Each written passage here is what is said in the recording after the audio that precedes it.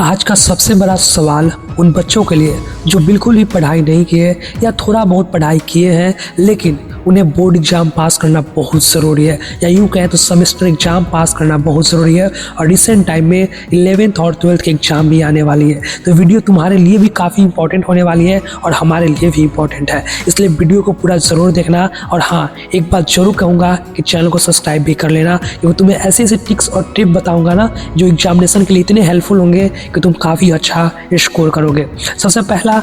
काम क्या करना है,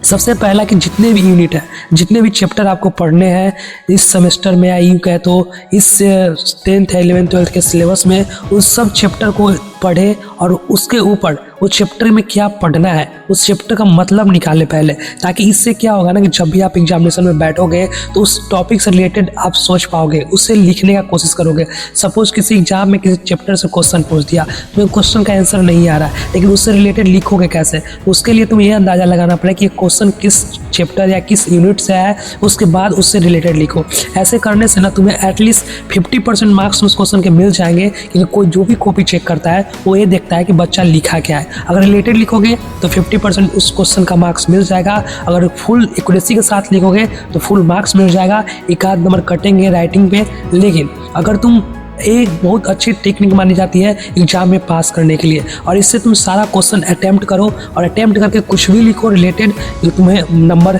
मिलेंगे। दूसरा पॉइंट, कोई क्वेश्चन एग्जाम में आ गया और उस क्वेश्चन के आंसर के बारे में तो कुछ भी पता नहीं, क्या लिखूं क्या कुछ भी नहीं पता, तो तुम्हें सिंपली क्या करना है कि उस क्वेश्चन का पहला लाइन उतार देना है, और उतारने के बाद उससे रिलेटेड नहीं भी है कुछ भी तो कुछ भी लिख दो। अगर 2 नंबर का क्वेश्चन है तो 6 लाइन लिखो, अगर 5 नंबर का क्वेश्चन है तो एटलीस्ट 1 पेज कुछ भी लिख करके आओ, अगर वो 10 नंबर का क्वेश्चन है तो उसमें तुम्हें 2 पेज लिखो और उसमें एवरेज मार्क्स ऑब्टेन करो। कहने का मतलब है कि उसमें से 50% मार्क्स यहाँ भी ले लो। तीसरी पॉइंट है, अगर तुम्हारा राइटिंग बहुत ही अच्छा है तब तो तुम्हें मार्क्स ज़्यादा मिलेंगे, तुम कुछ भी लिखोगे फिर भी 1-2 नंबर ज़्यादा तुम्हें मिलेंगे बाकियों से। अगर तुम्हारी राइटिंग बहुत ख़राब है तो उसमें भी तुम्हारे लिए बेटर विकल्प है, क्योंकि अगर राइटिंग ख़राब है ना तुम्हें एवरेज मार्किंग दी जाती है। कई सारे टीचर ऐसे होते हैं ना कि पढ़ते नहीं है, 1 लाइन ऊपर का पढ़ा, 2 लाइन नीचे का पढ़ा, चेक कर दिया कॉपी, राइटिंग ख़राब है, चलो इसको एवरेज मार्क कर देते हैं। जहाँ पे क्वेश्चन 5 मार्क के हैं वहाँ पे तुम्हें 3 नंबर कहीं नहीं जा रहे हैं, कुछ भी लिखो तुम। और राइटिंग काफ़ी अच्छा है तो तुम्हें भाई 5 में 4 नंबर, 3.5 नंबर तो मिलते हैं, तुम अगर उतना एक्यूरेसी नहीं भी दे पाओगे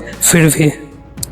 तीसरी पॉइंट है कि किसी भी क्वेश्चन का ना उसके नंबर के हिसाब से उसे आंसर लिखनी चाहिए। ये मैंने पहले भी बताया लेकिन आगे भी मैं बता देता हूँ। मान लो कि क्वेश्चन 2 नंबर का है तो उसमें ज़्यादा से ज़्यादा तुम 5 से 6 लाइन लिखो, उससे ज़्यादा मत लिखो, टाइम का बर्बादी है। नंबर तुम्हें फिर भी 2 या 1 ही मिलने वाले हैं उसमें से। अगर वो क्वेश्चन 5 नंबर का है तो उसमें अगर तुम 1 पेज भी लिख दोगे ना, 1.5 पेज भी लिख दोगे ना, तो तुम्हें 5 नंबर पूरा मिलने का चांसेस है अगर एक्यूरेसी के साथ लिखोगे तो। लेकिन अगर कोई 10 नंबर का क्वेश्चन है तो उसमें 4 से 5 या 6 पेज लिख सकते हो, क्योंकि जो 10 नंबर के क्वेश्चन होते हैं ना उसमें सबको 10 नहीं मिलते, उसमें से ज़्यादा मार्क्स जो है ना 7, 8, 9 इतना ही मिलते हैं, इसलिए 4 से 5 पेज जरूर लिखना।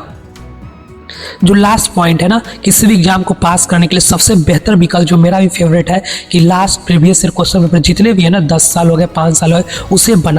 बनाओ ही नहीं बल्कि उसे याद भी करो, क्योंकि 2-3 बार रिवीजन करो, बनाने के बाद पूरा क्वेश्चन हर एक सब्जेक्ट का, वो काफ़ी ज़्यादा तुम्हें हेल्प करेंगे एग्जाम में आंसर लिखने में। क्योंकि कई बार क्या होता है ना, क्वेश्चन रिपीट कर देता है एग्जाम में, और हर साल ऐसा माना जाता है कि 20 से 25 नंबर का क्वेश्चन रिपीट कर देता है सेम टू सेम, इसलिए ये बेटर विकल्प मानी जाती है। कोई भी एग्जाम दो उसके पहले मतलब तुम previous year question paper attempt करके जाओ हर एक सब्जेक्ट का। और थोड़ा सा डिफरेंस होता है, कई बार सिलेबस चेंज होता है लेकिन सिलेबस ज़्यादा चेंज नहीं होता, बस कुछ टॉपिक को इधर उधर कर देते हैं लेकिन रिलेटेड ही रहता है। तुम एक काम कर सकते हो, और अंत में भी कर सकता हूँ कि ऐसे ही और चाहते हो कि मैं तुम्हें हेल्प करूँ पढ़ाई लिखाई के साथ कुछ भी, चैनल को सब्सक्राइब कर लेना और मेरे पे यकीन रखो कुछ ना कुछ बेहतर तुम्हें हम दिला के देंगे अगर इस चैनल पे बने रहोगे तो।